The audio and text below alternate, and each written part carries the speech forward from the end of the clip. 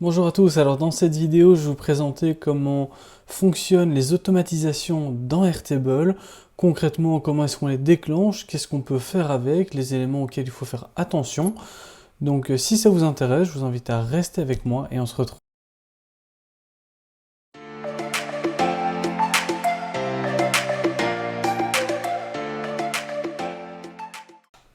Alors avant de commencer, je m'appelle Florian, je suis consultant Airtable et j'ai créé le blog et la chaîne YouTube Airtable Facile pour vous aider à avancer dans Airtable. À côté de ça, j'accompagne également des particuliers, des petites entreprises ou même des grandes entreprises dans la mise en place de leur base Airtable, l'automatisation, l'amélioration, etc. Voilà, alors passons directement dans le vif du sujet.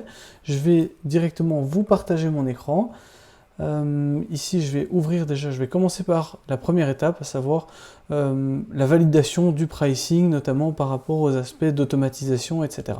Ici, il faut savoir que pour le moment, et c'est une fonctionnalité relativement nouvelle, donc pour le moment, Airtable a décidé de donner les automatisations à tous les utilisateurs. Il est possible qu'à l'avenir, il fasse en fait une restriction sur uniquement les personnes qui ont déjà un forfait payant. Donc pour le moment, c'est pas le cas, mais ça pourrait arriver.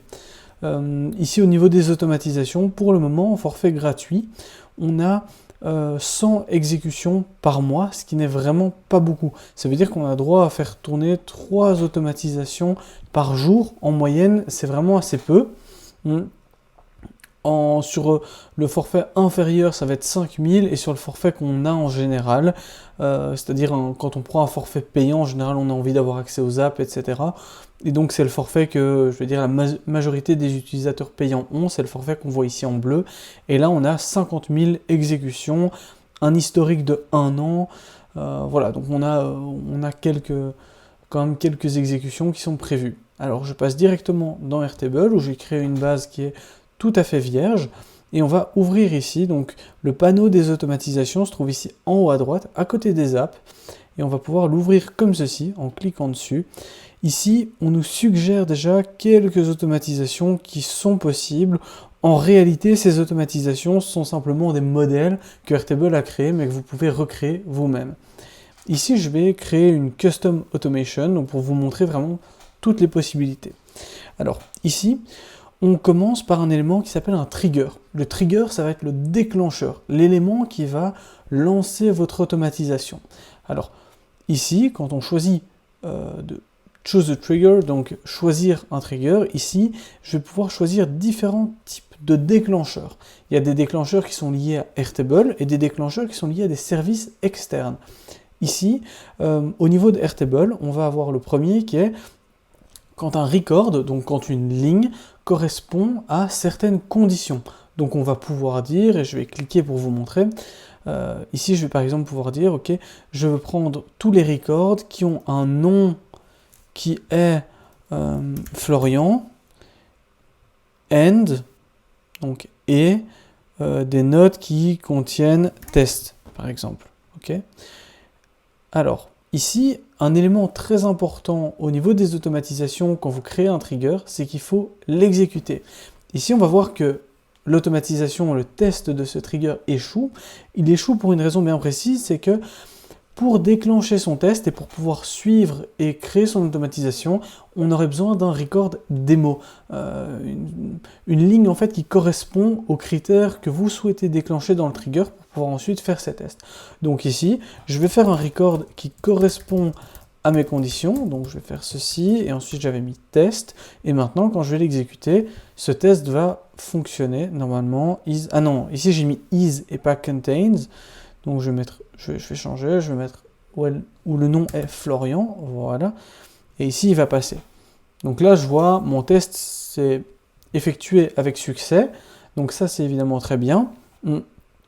Maintenant je vais pouvoir ajouter une action et là je vais pouvoir déclencher un événement sur base de ça. Et donc je vais pouvoir choisir soit d'envoyer un mail, de créer un autre record, de mettre à jour ce record ou éventuellement un autre, de retrouver un record ou d'exécuter un script pour simplement lancer du code sur mesure. Alors à côté de ça, on a également, donc ça c'est la partie action. Ce qu'on a vu juste avant, c'était les triggers, et ici, une fois qu'on a déclenché cet élément, on va pouvoir déclencher une action. Donc, comme pour les triggers, on a également d'autres solutions, on peut passer par d'autres services comme Teams, Gmail, Google Forms, etc., etc. Voilà. Donc là, ils sont en train, ces dernières semaines, d'en ajouter beaucoup. Et l'avantage de ça, c'est que ça vous évite de passer par un service tiers comme Zapier ou Integromat pour faire vos automatisations. Potentiellement, si vous avez des besoins relativement simples, vous pourriez les faire directement dans Airtable. Alors, avant de continuer ici pour rentrer dans le détail des actions, je vais d'abord parcourir l'ensemble des triggers qui sont disponibles. Alors, pour le moment, au niveau du trigger, je pense, en tout cas moi je ne suis pas parvenu, si vous savez comment on fait, ça m'intéresse de changer un trigger sur une automatisation existante. Donc il me semble en tout cas que pour le moment, il est obligatoire de recréer une automatisation si on veut changer le trigger. Ce qui est un peu ennuyeux, je vous l'accorde. Alors, pour le trigger, donc on a quand un record correspond à certaines conditions. On a aussi quand un record est créé ou quand un record est modifié. Alors quand un record est créé, c'est simplement dès qu'une nouvelle ligne va venir se mettre dans Airtable. Ça va être pratique par exemple si on souhaite attribuer une valeur par défaut à un élément. Parce qu'alors, dès qu'on va créer un record, s'il n'a pas de statut, on va pouvoir lui mettre un statut par défaut qui est nouveau, par exemple. Ce genre de choses. Quand un record est modifié, ça va nous permettre de détecter des changements. Parce que, à l'inverse du record created, ici le updated, on va pouvoir choisir si on veut choisir tous les fields, donc dès qu'une ligne est modifiée, peu importe sur quel champ, ou bien on va pouvoir choisir sur quel champ on veut détecter ce changement. Et donc on va par exemple pouvoir choisir uniquement le statut et être informé, ou en tout cas déclencher une automatisation dès que le statut change. Voilà. Donc là on va pouvoir choisir statut, et ça va du coup se déclencher uniquement quand le statut change. Alors, un autre trigger ici, ça va être quand un record entre dans une vue. Donc si vous avez par exemple déjà une vue qui est facture, par exemple, facture à créer, que vous avez une colonne ici, on va supposer que ce sont des factures et que je mets créer la facture et que je mets ça en type checkbox, et que j'en coche une, eh bien je pourrais tout à fait avoir une vue qui me dit que je veux reprendre uniquement ceux où il faut créer la facture. Eh bien, je pourrais choisir simplement de faire un trigger qui dit dès qu'un record entre dans une vue ici, dans la vue facture à créer, je veux exécuter une tâche et donc, par exemple, créer une facture en PDF, l'envoyer par mail, ce genre de choses. Donc ça, c'est quand on rentre dans une vue. Alors, attention, cette automatisation ne s'exécute que quand le record rentre dans une vue.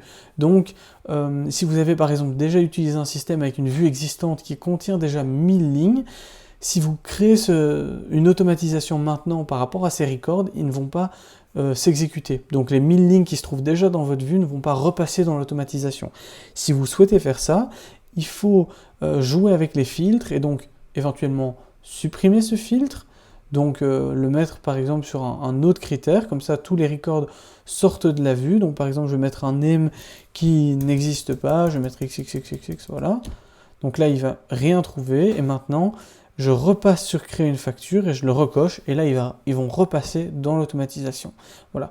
Donc ça c'est un élément auquel il faut également faire assez attention, c'est que quand on crée une automatisation, quand on va choisir son trigger, ça va avoir beaucoup d'importance parce que on pourrait par inadvertance refaire passer certains records dans l'automatisation quand on joue avec les vues, etc. Donc il faut être assez prudent par rapport à ça. Par exemple, si vous envoyez des mails à vos clients. Si vous avez déjà envoyé vos mails, vous modifiez une vue, vous changez les filtres de cette vue et vous remettez ensuite les filtres d'origine, eh bien tous les records qui vont retourner dans cette vue vont régénérer un nouveau mail, donc vous allez potentiellement envoyer des doublons d'emails. Donc ça, il faut être assez attentif, et c'est pour ça que personnellement, quand je crée une vue par exemple qui est liée à une automatisation, eh bien je vais mettre cette petite roue crantée, qui va me permettre de savoir que cette vue est utilisée dans le cadre d'une automatisation et donc qu'il faut faire attention quand on change les critères de filtre, etc.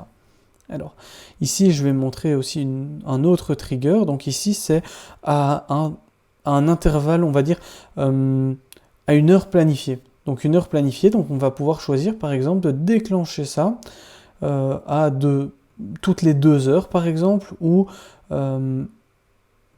spécifiquement chaque semaine à 7h15 du matin. Et là, vous allez pouvoir choisir les jours auxquels vous souhaitez déclencher l'automatisation. Ou bien, justement, comme je le disais, toutes les X minutes ou toutes les X heures.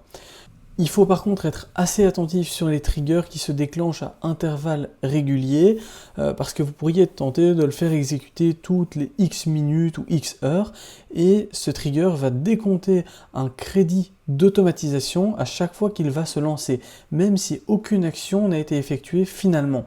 Donc, si par exemple vous utilisez ce type de trigger pour détecter une case qui ne sera cochée qu'une fois par semaine, eh bien votre automatisation, si vous la déclenchez toutes les heures, ça va s'exécuter 25 fois par jour, fois 7 jours, alors qu'en réalité, votre case ne sera cochée qu'une fois.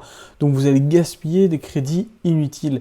Donc cette automatisation à intervalles réguliers, elle va justement être utile plutôt pour des très gros volumes de données, parce que vous allez pouvoir l'exécuter une fois par heure, et alors dans un script par exemple exécuter plusieurs centaines de lignes, alors que sinon si vous aviez utilisé un created ou un updated, vous auriez eu 100 exécutions différentes.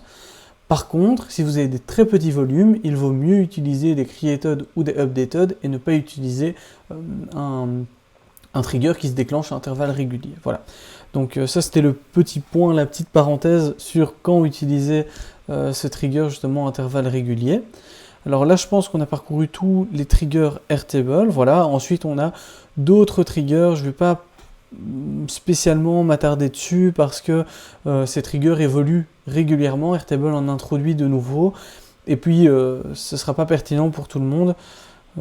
Mais voilà, sachez qu'ils existent et qu'il est possible d'en utiliser d'autres. Alors, au niveau du trigger, ici, donc je vais choisir par exemple, quand un record entre dans une vue, je choisis la table, je choisis également ma vue, je fais mon test. Donc ici, j'ai bien une ligne qui se trouve dans ma vue, donc le test passe. Je fais done, comme ça il referme ce panneau, et maintenant je peux choisir une action.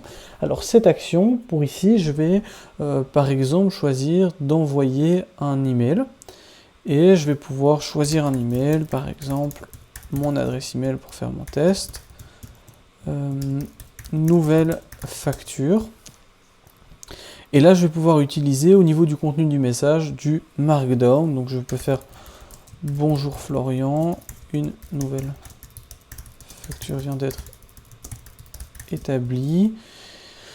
Voilà, et alors je peux également utiliser le bouton plus ici pour aller récupérer, et ce bouton plus, vous allez le voir à pas mal d'endroits dans les automatisations, c'est en fait le bouton qui va vous permettre d'accéder aux données qui se trouvent dans le record qui a déclenché l'automatisation. Donc par exemple ici, vous allez pouvoir reprendre le record qui a déclenché le trigger, et donc on va avoir accès à toutes les valeurs qui se trouvent dans le record, donc les notes, le name, etc. Alors quand vous voulez insérer une valeur, vous allez utiliser le bouton Insert ici. Très souvent vous allez utiliser ce bouton, donc par exemple je vais utiliser Insert de note. Et là je vais pouvoir mettre note, 2 points, et voilà. Je vais pouvoir également prendre un attachment, et donc ici à nouveau je vais pouvoir utiliser par exemple les attachments qui se trouvent dans la colonne ici. Alors pour la démo, je vais utiliser un screenshot qui existe, tac tac tac, par exemple ceci.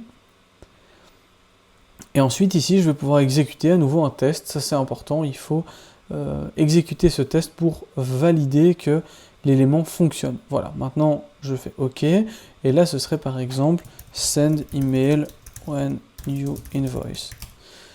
Voilà. Donc j'ai mon automatisation, ça c'est l'automatisation qui tourne. Alors ici je vois qu'elle est off, ça c'est également très important, il faut faire attention, il faut bien passer cette automatisation en on, sinon il ne se passe rien. Voilà, alors ici ça c'est le test que je viens de recevoir, vous l'avez peut-être entendu en notification, c'est le test que j'ai exécuté juste avant. Alors maintenant je vais décocher ceci, comme ça il sort de ma vue. et je vais venir le recocher. Ici, je peux venir voir au niveau de l'automatisation, directement le Run History, et je vois que une automatisation vient de s'exécuter sur tel record, et je vois le message qui vient d'être envoyé. Donc ce message va arriver d'ici quelques instants dans ma boîte mail. Voilà. Alors ça, c'est mon automatisation, et je vois effectivement que j'ai bien eu la pièce jointe qui s'est attachée ici.